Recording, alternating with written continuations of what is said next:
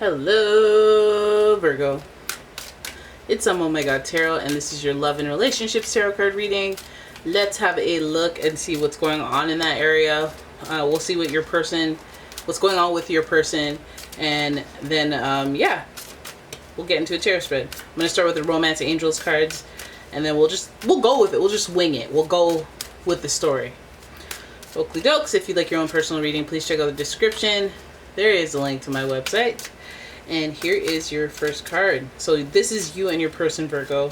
This person that's coming up is, I guess, the one that screams the loudest spiritually. So let's see what comes to your attention first. And the first card is, oh, look at that. Calling in your soulmate. Your prayers, affirmations, and visualizations help bring you together. So this is really calling on a person that, like your person, that you feel like a very strong connection to. So when you saw this, it's like you knew who I was talking about right away. Like, and it may not even be the person that like it's been the most lovey-dovey with, or you have a, is immediately available. Somebody that would be down for, you want to be my soulmate? Yeah, sure. Like, it feels like the person that you have that strongest feeling to, whether it was like deep-rooted hurt or a deep love for that you realized after the hurt dissipated. There's something about this person that you still think about, and I think that it's like a timeless kind of feature with this person. It's like it stood the test of time. So I feel like when you, again, your prayers, affirmations, and visualizations, I feel like the strongest connection you have to this person is spiritually. So when you do dream about this person, when you do have these affirmations and talk to them at 3 a.m. and do all your all your works, I feel like it does permeate their vibration and does speak to their soul, whether they see it as directly or they you have a funnel or some sort, but they will get the message whether they recognize where it's from or not. So again, your prayers, your affirmations, and visualizations help bring you together. Keep that in mind. All right, so your person, I guess they're calling you to do that. Hey, please summon me in. Help my energy align with yours. Then we have children. Your love life is being affected by children. Okay, so this might be a very deep connection that has to do with your children, their children, children. It could even speak to the parental dynamic with this person. Either way, there's your tip, but the heartstrings are being pulled at because children are involved. So it's a sensitive, caring matter, or it's a more concerning matter because there's more people involved. And I guess if that would be some validation for people who are dealing with a person who has kids or wants kids, or you know what I mean, like does not want kids, the topic of children is a very prominent part of your relationship. So I'm wondering if you guys are having an issue there, or just that's a concern, but it feels like it's more of an issue. And depending on what that is, it's coming up, baby. It's coming up. So it's something that probably needs to be discussed, dissected, and drawn a conclusion on both parties that are balanced. Both people are happy with. Sorry, I'm trying to find this letter here. How dare you? How dare your light go out? Alright, so now we're looking at who this person, what they're giving, the energy they're giving. This person's giving very stubborn energy. I'll show you why in just a second. This person's giving very stubborn energy. However, this person has a lot of vitality to them. Some of you already know who this is. This person has a sense of self. That might be what's most attractive about them. Their passion and their protection, their confidence is what I should say. Their confidence and their absolute enthusiasm for life. It's inspiring. They're outgoing. Probably gives you a lot of energy in return with every interaction with this person. I'm talking about Leo. Oh, what kind of an intro is that? How you gonna give Leo such a hype intro? But I did. Leo is the 5th zodiac sign, the fire sign, and we know that this is a very like emotionally intelligent card. I feel like all Leos have a little bit of showmanship energy in them. They make things exciting. They make things fun, funny, entertaining. So I feel like your person is giving us some of that showmanship energy, which I like. I feel like visualization and prayers, attracting them with your imagination is a huge thing with Leos, because they do love color, they do love vibrance in life, and they do actually love children. So that's also an interesting thing there. Let's have a look at what's going on with this person. I'm wondering, like, do you not want kids? Do you want kids and they not want kids? Is there some misalignment there with your person? Are you calling them in while they have kids and there's some concern there? Do you have kids and you're calling the soulmate in and you're not sure if they're okay with it? Feels like a thing. Just make sure you align on those types of topics. Okay, here is your first. Oh, look at that. The devil. Temptation. Codependence. Boom diada. Boom diada.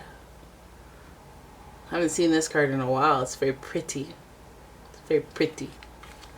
But yeah, temptation. This card is also associated with Capricorn.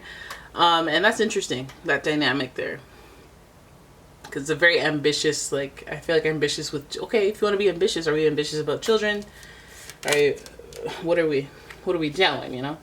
I feel like there is paternal energy as well when it comes to this Capricorn energy and the temperance. So it's like somebody wants to be the responsible one, take care of the other. Somebody wants to be dependent on that person.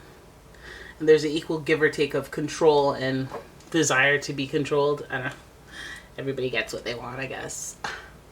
So then we have the Ten of Wands, and the Ten of Wands speaks to more, again, responsibility, back-breaking labor and responsibility. So it's almost giving a lot of energy about concerns about burdens, concerns about baggage. Who's the baggage here? See, we can't keep doing the kid slander here, but I feel like it is like a person who is very concerned with their dynamic with you and them, and that's it. If there are other burdens, baggage, and other issues, not calling kids burdens or baggage, but, you know, they add another component to a relationship. I feel like this person feels like there's a sense of responsibility that they find to be backbreaking and burdensome. So, I'm looking at temptation there, and I'm wondering what in the hay is you doing. We have the King of Wands, which is interesting. Then we have, who's that? The Knight of Cups in reverse and the Queen of Cups. Okay, so Virgo. It's looking really like controversial. It's looking like there's some drama involved, if I'm being honest. And it feels like 2 people are involved. And it looks, no, 3 people are involved. So, you know, calling in your soulmate, children, Leo energy, it just feels like very chaotic. The devil card, the devil card, aka what I keep saying is temptation, is like when you're being kind of like, I just want to have what I want and not think about the, you know, I'm being thirsty, essentially. I feel like this person, so do you feel stuck in a situation with the person? Like, do you feel codependent? Do you feel like it's just easier to be with this person under these circumstances? Or do you feel like there's something that's tempting you to gravitate towards, but the risk is an issue here because there are other factors involved. The 10 of Wands would see that this seems like it's a lot of work, a lot of labor, but that could just speak to a little bit of laziness and not wanting to pick yourself up and move on to the next person or move towards your soulmate.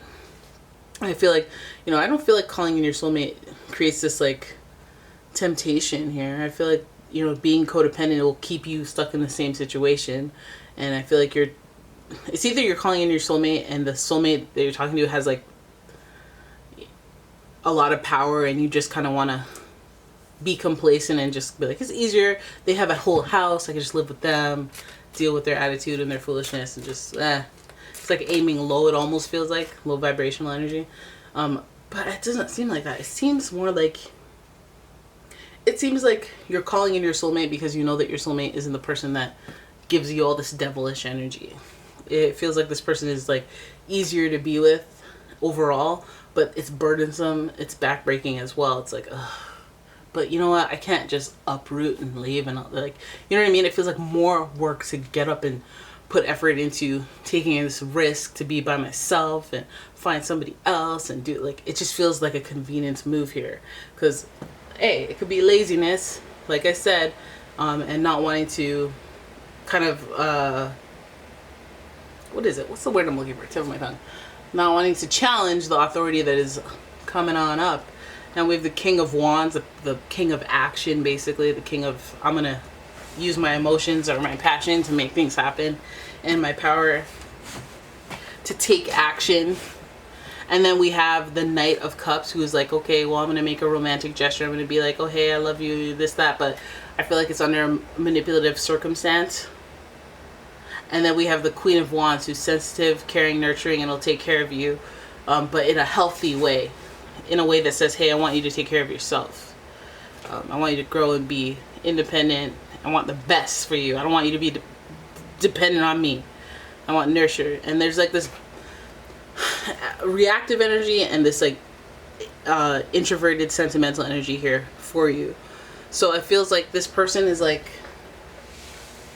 it's like they're battling demons. Like they can't see past their situation in order to connect with you. That they have these governing bodies that have control and have power, and they will take action impulsively. They will think, they will act on what they believe is nurturing and caring and the best for this person. And also it'll prevent this person from connecting on a spiritual and emotional level, like loving. So it just, you know what it feels like? You know what it's giving, guys? It feels like you have to visualize, and this person wants you to visualize and connect with them through dreams, through wherever it is they can in some non-physical space, because they have eyeballs on them watching, and people that they seek approval from. And I feel like it's like they would think it to be with you or to connect with you would just be a whole storm of work. And it's easier to stick with the devil that they know. The person that they're like, nah, yeah, that's good. This works for me. I mean, it's good enough. But like, it's like keeping them in this like, not stagnation, but it's keeping them in this low vibrational energy of life that's easy, cheap thrills. It's like having McDonald's every day for, it's like great. Ooh, that means you have a delicious breakfast every morning. Hotcakes? No way. But you know it's not good for you. You know it does long-term damage. You know that it's overall holding you back. It's kind of like that. So I feel like the person that they're with, it might be another person. It might be just a situation. It could be the king and queen that they're like tethered to. So some of you are dealing with people who live at home with their parents, and they can't just break free and go. That might be the children connection. They might still have that child outlook or that young outlook where they're like, I'm failing too mature. I have to do what my parents want me to do, or stay with my parents, or failure to launch, or whatever the heck you want to call it. But I feel like, you know, it's the energy, the effort that they don't want to put in. I feel like what makes them full of life and charismatic or carefree and all Leo-like is that they have the energy because they don't have any responsibilities, and like moving forward and having something that they want, like a relationship with you or something special. I feel like they may have other connections to other things that just make life easy, and maybe they haven't flexed that muscle that's holding them back.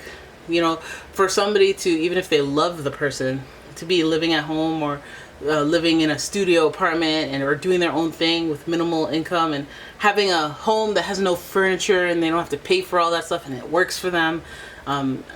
Being with somebody that they want to be with, that expects more from life. Like, you know, we got to be moving towards a house. We got to have 3 kids and da-da. And this person's like, well, it's so much cheaper if we just stay at my parents' house.